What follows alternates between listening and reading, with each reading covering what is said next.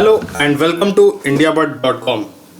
Friends, ये general science का दूसरा वीडियो है जिसमें हम लोग फिजिक्स की बात करें, तो इसमें इंपॉर्टेंट क्वेश्चंस हम लोग डिस्कस करने वाले हैं। तो ये पार्ट 2 है। पहले पार्ट में हम लोगों ने 40 क्वेश्चन डिस्कस किए थे जो आप देख सकते हैं। तो ये RRB JE and RRB NTPC के लिए काफ़ी इंपॉर्टेंट वीडियो है, तो आप ये वीडियो पूरा देखें लास्ट तक। और उसके बाद जो हम 40 क्वेश्चंस बताने वाले हैं पार्ट 2 में, वो बताएं कि उस 40 क्वेश्चंस में से आपके कितने करेक्ट आंसर है डिस्क्रिप्शन बॉक्स में। उससे आपको एक फेयर आइडिया मिल जाएगा और लोगों के हिसाब से कि आपको कितने मार्क्स आ रहा है, कितना प्रिपरेशन है।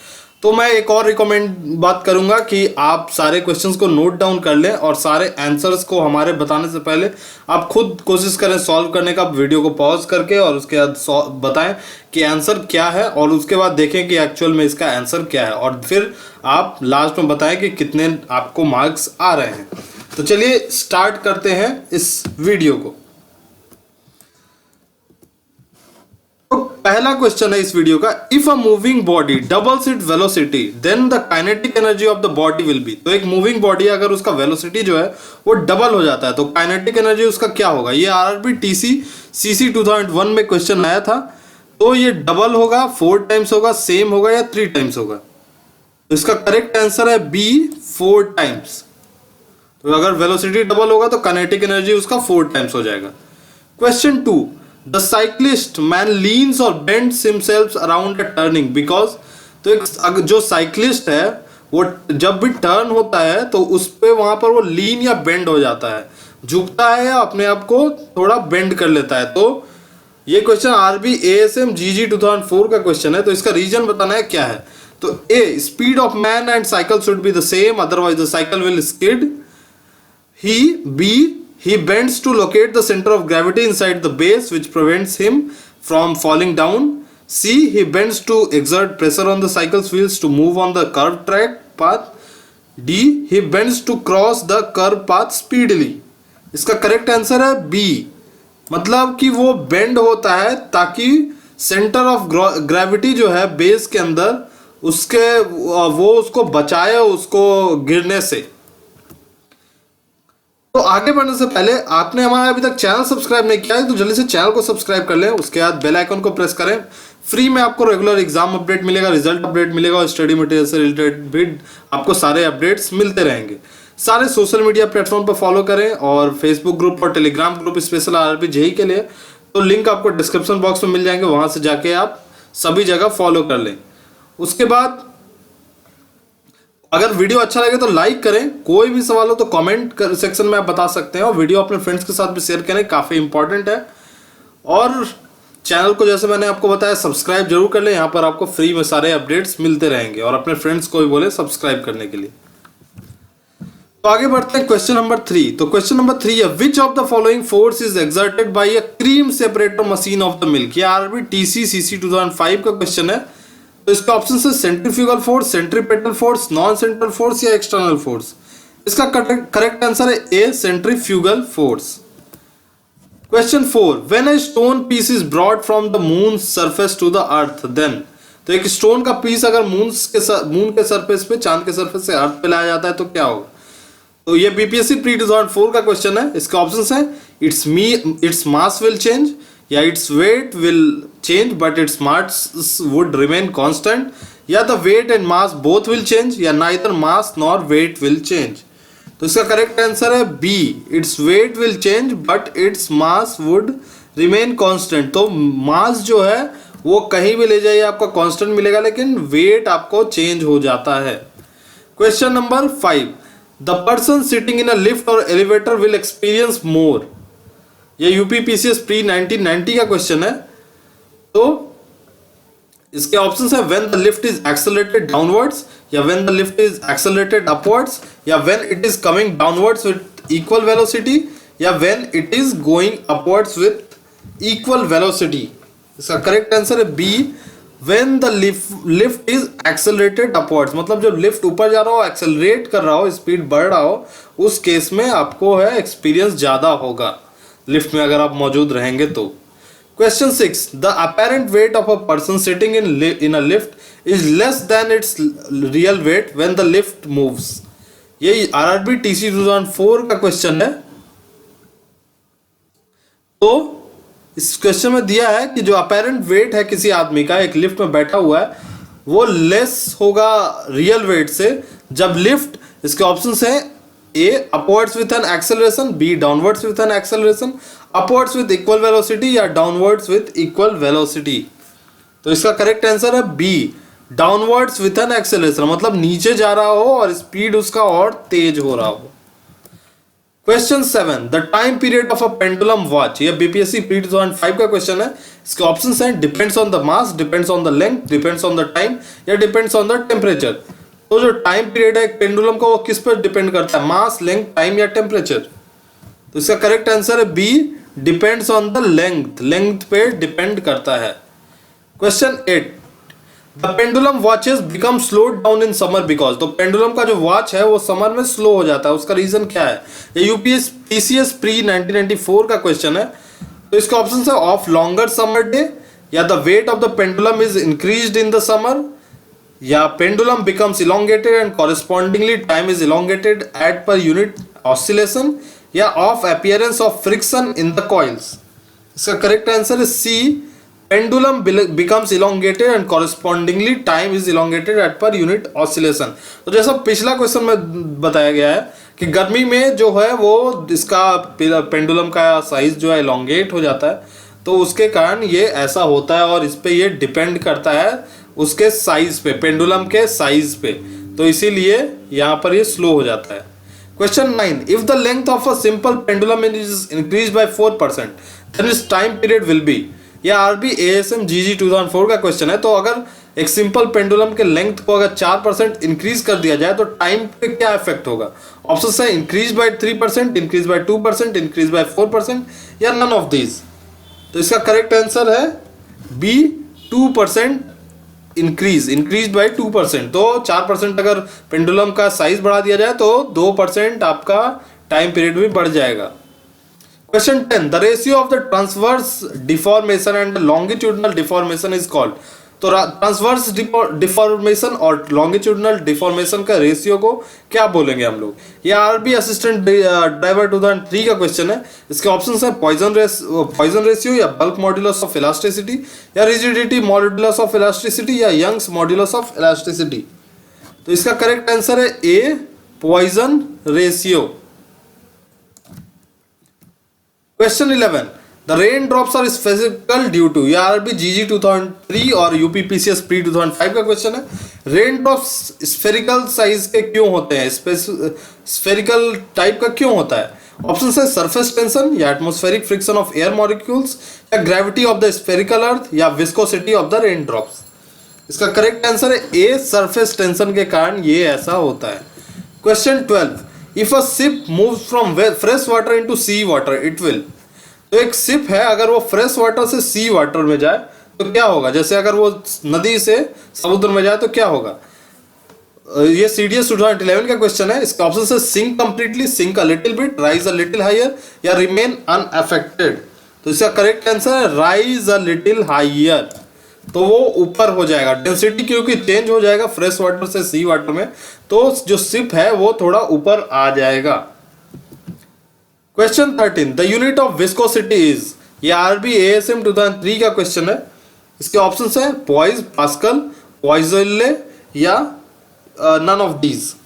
तो इसका करेक्ट आंसर है C Poiseuille. Question 14, the scientist associated with flotation is, ये आरबी सीसी 2005 का क्वेश्चन है। तो फ्लोटेशन से एसोसिएटेड कौन से साइंटिस्ट हैं, आर्किमिडीज, न्यूटन, लुइस पास्चर, या ऑल ऑफ दीज। तो इसका करेक्ट आंसर है ए आर्किमिडीज।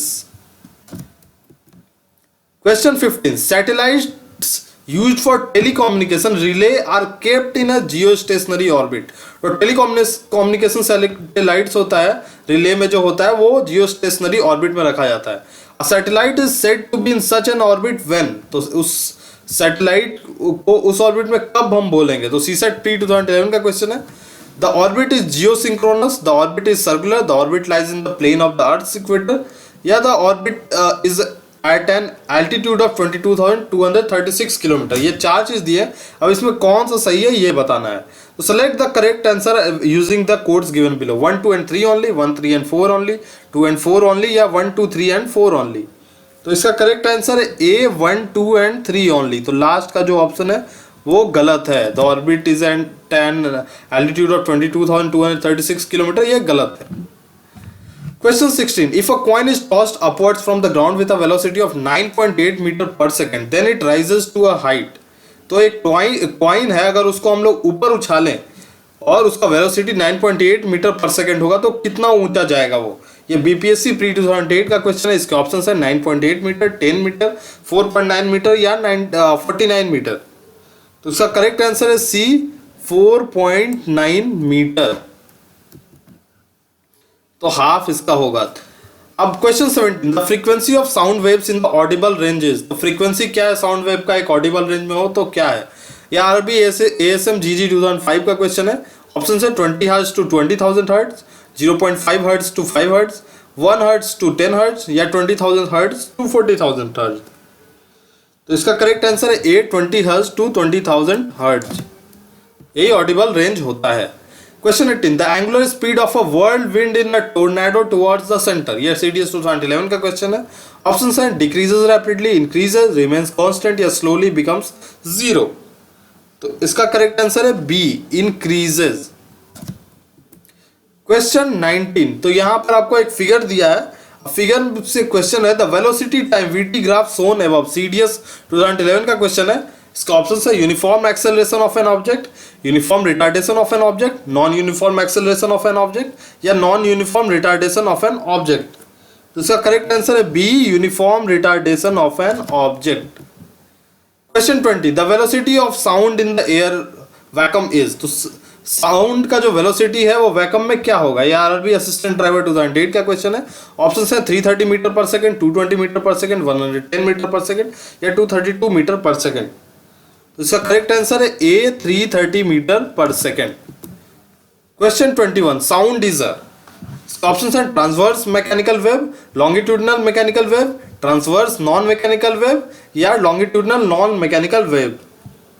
तो इसका करेक्ट आंसर है बी लॉन्गिट्यूडनल मैकेनिकल वेव होता है sound. Question 22, ultrasonic wave has its frequency. Ultrasonic wave का फ्रीक्वेंसी क्या है? Less than 20 hertz, more than 20 hertz, less than 20,000 hertz या more then 20,000 hertz. So correct answer है C less than 20,000 hertz. Question 23, infrasonic wave has its frequency. तो infrasonic wave का frequency क्या है? Option same है, less than 20 hertz, more than 20 hertz, less than 20,000 hertz या more then 20,000 hertz. तो इसका correct answer है A less than 20 hertz. Question 24. The noise of 100 decibel is assumed to be। IAS pre 2000 का question है। Option है a properly listened sound या an ordinary conversation या a noise of the street या noise produced by the machine of a shop and listened at another neighbor's place। इसका correct answer है D a noise produced by the machine of a shop and listened at another neighbor's place। Question 25, the focal length of a convex lens is. तो convex lens का focal length क्या होता है? CDS 2011 का question है। Option है the same for all colours, shorter for blue light and then for red, shorter for red light then for blue या maximum for yellow light. तो इसका करेक्ट आंसर है B shorter for blue light then for red. तो blue light के लिए short होता है red light के मुकाबले। Question 26. If the door of a running refrigerator is closed down is kept open, what will be the net effect on the room? अगर एक refrigerator जो चल रहा हो, स्विच ऑन हो और उसको क्लोज रूम में रखा हो और उसको हम लोग उसका दरवाजा खोल दें तो उस केस में क्या होगा रूम पे इफेक्ट? तो ऑप्शन है it will cool the room या it will heat the room या it will make no difference on the temperature या it will make the temperature go up and down. तो इसका करेक्ट आंसर है B it will heat the room. तो room को वो गर्म कर देगा। Question 27, decibel is the unit of physical quantity used for. SSC graduate 2005 का क्वेश्चन है। तो डेसिबल किस लिए यूज होता है? इसका ऑप्शन है द स्पीड ऑफ लाइट या द इंटेंसिटी ऑफ इट या द इंटेंसिटी ऑफ साउंड या the frequency of radio waves. तो इसका करेक्ट आंसर है C the intensity of sound को मेजर किया जाता है डेसिबल से। Question 28, the echo is produced by the sound waves due to. यह आरबी ड्राइवर 2002 का क्वेश्चन है। ऑप्शन है द रिफ्लेक्शन ऑफ साउंड, या द स्कैटरिंग ऑफ साउंड, या द रिफ्रैक्शन ऑफ साउंड, या नन ऑफ दीज। तो इसका करेक्ट आंसर है ए, रिफ्लेक्शन ऑफ साउंड। साउंड के रिफ्लेक्शन से ऐसा होता है। Question 29, Sonar is frequently used by UPPCS pre 2004 का क्वेश्चन है। तो सोनार किसके द्वारा यूज किया जाता है? एस्ट्रोनॉट्स, डॉक्टर्स, इंजीनियर्स या नेविगेटर्स? इसका करेक्ट आंसर है डी, नेविगेटर्स के द्वारा यूज किया जाता है। Question 30, the pitch of frequency of the siren of a coming train appears to be increasing because of. तो पिच ऑफ फ्रीक्वेंसी जो है वो सायरन का इंक्रीज होता है जैसा ही जो ट्रेन है वो coming train appears to be increasing. तो उस केस में ये क्यों होता है? तो आरआरबी एएसएम जीजी 2005 का क्वेश्चन है। ऑप्शन है big bang theory, Doppler's effect, Charles law या आर्किमिडीज प्रिंसिपल। तो करेक्ट आंसर है बी, डॉपलर्स इफेक्ट के कारण ऐसा होता है। Question 31, the normal temperature of the human body is. ये आईएएस प्री 1995 का क्वेश्चन है। ऑप्शन है 280 केल्विन, 290 केल्विन, 300 केल्विन या 310 केल्विन। तो अब सही आंसर है D, 310 kelvin. Question 32, when a ball drops onto the floor it bounces, why does it bounce.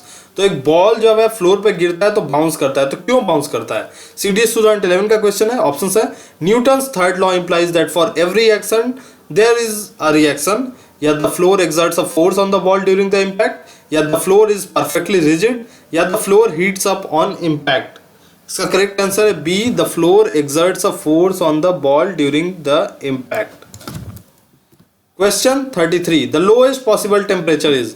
RRB TC 2003 का क्वेश्चन है। ऑप्शन है -273 डिग्री सेल्सियस, या 0 डिग्री सेल्सियस, या -300 डिग्री सेल्सियस, या 1 डिग्री सेल्सियस। करेक्ट आंसर है ए, -273 degree Celsius.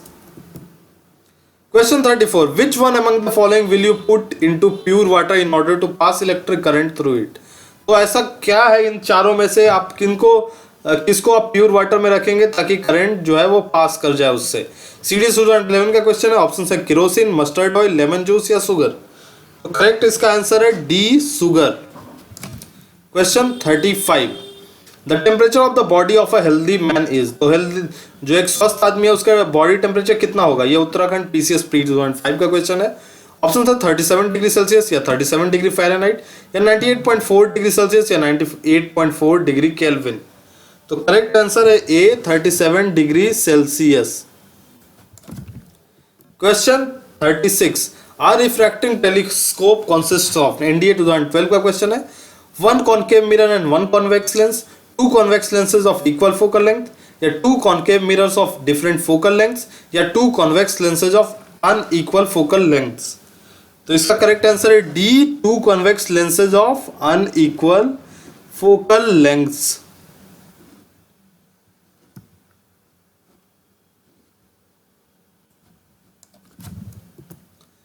Question 37, which of the following is the best conductor of heat. ये UPPCS pre 2005 का question है।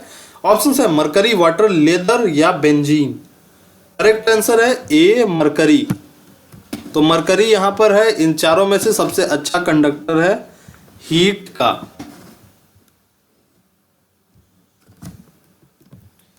Question 38, garments keep us warm in the winter season because they. SSC graduate 2004 का question है। Option है provide heat, या do not radiate heat, या prevent air from coming in the contact of the body, या prevent heat of the body from going exterior. तो इसका correct answer है C, prevent air from coming in the contact of the body. Question 39, a glass of water does not turn into ice as it reaches 0 degree Celsius, it is because। तो एक glass of water जो है वो ice में नहीं बदल जाता है अगर वो 0 डिग्री सेल्सियस पे पहुंच जाए। तो इसका रीजन क्या है? एनडीए 2012 का क्वेश्चन है। ऑप्शन है water does not solidify at 0 degree Celsius, या certain amount of heat must be supplied to the glass of water so as to solidify, या certain amount of heat must be taken out from the glass of water so as to solidify, या water solidified at 0 kelvin only. Correct answer है C, a certain amount of heat must be taken out from the glass of water so as to solidify. तो मतलब कि कुछ heat रहता है वो glass में रहता है तो उसके कारण वो सॉलिडिफाई नहीं हो पाता है 0 डिग्री सेल्सियस पे। Question 40, cryogenics are used in, IAS 1999 का क्वेश्चन है। ऑप्शन है space journey, surgical works and magnetic resonance, या surgical works, magnetic resonance and remote sensing, space journey, surgical works and remote sensing, या last option है space journey, magnetic resonance and remote sensing. Correct answer है C, space journey, surgical works and remote sensing. तो friends ये थे 40 questions. अगले video में फिर से और आपके लिए इंपॉर्टेंट क्वेश्चंस लेके आएंगे, तो चैनल पे बने रहें। वीडियो अच्छा लगा तो लाइक करें, कोई सवाल हो तो कमेंट करें, वीडियो को शेयर करें अपने फ्रेंड्स के साथ, और चैनल को सब्सक्राइब कर लें और उसका बेल आइकन को प्रेस करें। फ्री में रेगुलर अपडेट्स मिलेंगे, एग्जाम अपडेट, रिजल्ट अपडेट और सारे स्टडी मटेरियल रिलेटेड अपडेट मिलते रहेंगे। सारे सोशल मीडिया प्लेटफॉर्म पर फॉलो करें, और उसके बाद फेसबुक ग्रुप और टेलीग्राम ग्रुप जो कि स्पेशल RRB JEE के लिए, सबको ज्वाइन कर लें। लिंक आपको डिस्क्रिप्शन बॉक्स में मिल जाएगा। तो फ्रेंड्स मिलते हैं अगले वीडियो में, तब तक के लिए बाय।